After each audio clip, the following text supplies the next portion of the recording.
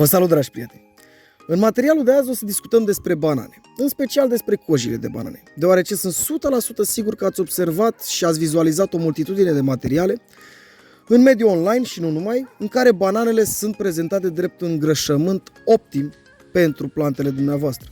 Indiferent că vorbim despre florile de ghiveci, indiferent că vorbim despre florile de grădină, indiferent că vorbim despre plantele din grădina cu legume. Bananele sunt prezentate drept un îngrășământ uimitor care aduce o grămadă de beneficii plantelor dumneavoastră. Bineînțeles, aplicat corect, deoarece despre asta o să vorbim în videoclipul de azi. Într-adevăr, aș putea spune că există un sâmbure de adevăr în toată această poveste. Bananele constituind un depozit de macronutrienți, dacă aș putea să numesc așa, printre care reamintim calciu, magneziu, fierul, dar cel mai important, potasiu. Bananele fiind o sursă de potasiu uimitoare, deoarece potasiu este macronutrientul responsabil în buna dezvoltare a plantei. El are rolul de a dezvolta sistemul radicular al plantelor și totodată de a ajuta planta să absoarbă ceilalți macronutrienți și celelalte substanțe nutritive din sol. O carență de potasiu ar însemna că o plantă nu se dezvoltă corect, că va fi palidă și în cele din urmă va muri, ca să nu mai spunem de fructificare. Și așa cum am spus, există un sâmbure de adevăr în toată această poveste, dar majoritatea metodelor pe care probabil le-ați vizionat, aș putea spune că nu sunt corecte. Deoarece orice plantă, pentru a se putea hrăni din sol, trebuie să beneficieze de toate substanțele nutritive necesare la nivel molecular, ușor asimilabile de către ele.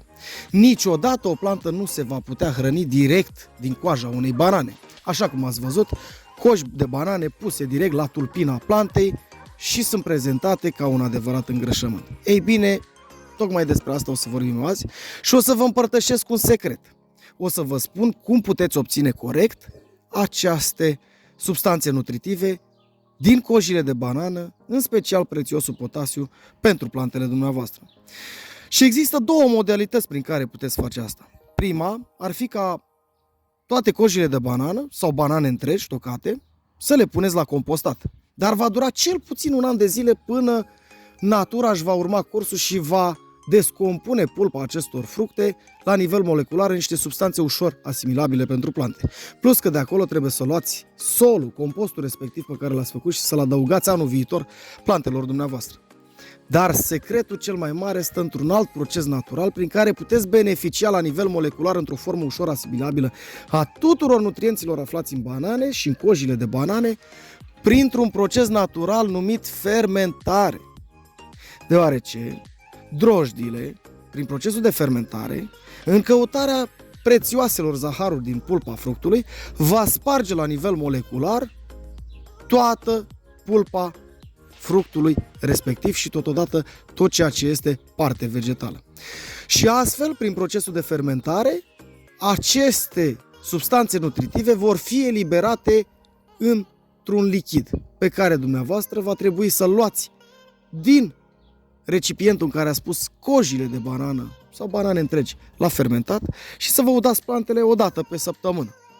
Și tot ceea ce trebuie să faceți este să luați coși de banane sau banane tocate întregi, să le puneți într-un recipient, nu contează cantitatea de banane folosită sau cantitatea de apă.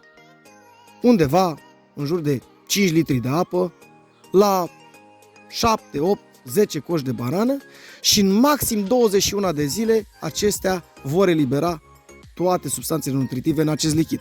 Bineînțeles că secretul este să activăm puțin acest proces și să-l grăbim folosind doar foarte puțină drojdie crudă sau uscată din comerț pe care o găsiți la orice colț de stradă, în orice magazin.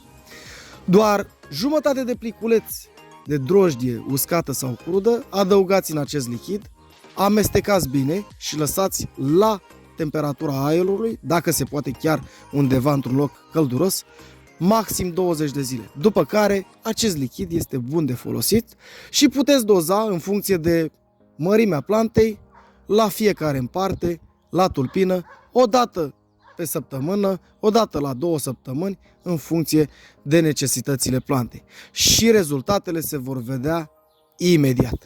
Așa cum v-am spus, toți macronutrienții și toate substanțele nutritive aflate în banane se vor duce în acest lichid și astfel, prin procesul natural de fermentare, substanțele ușor asimilabile vor ajunge în sol și astfel plantele dumneavoastră vor fi mai bine hrănite.